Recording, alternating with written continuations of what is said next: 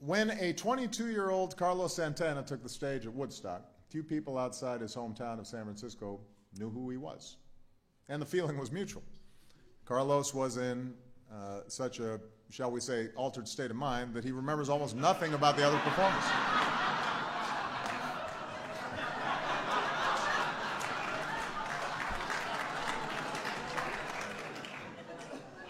He thought the neck of his guitar was an electric snake.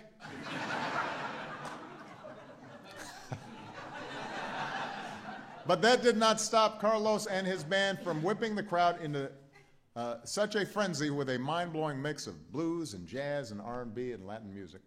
They'd never heard anything like it. And almost overnight, Carlos Santana became a star.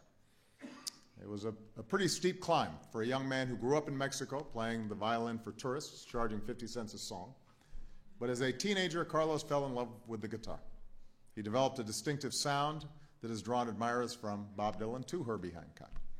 And he gave voice to a Latino community that had too often been invisible to too many Americans.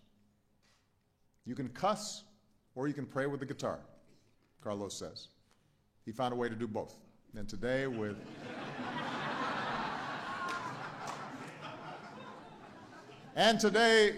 with 10 Grammys under his belt, Carlos is considered one of the greatest guitarists of all time.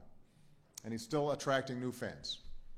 Back in 2000, his album Supernatural beat out Britney Spears and the Backstreet Boys to get to the #1 on the charts.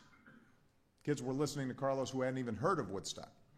But despite all his success, Carlos says he still feels blessed to be able to play a piece of wood with strings and touch people's hearts. So for blessing us all with his music, we honor Carlos Santana.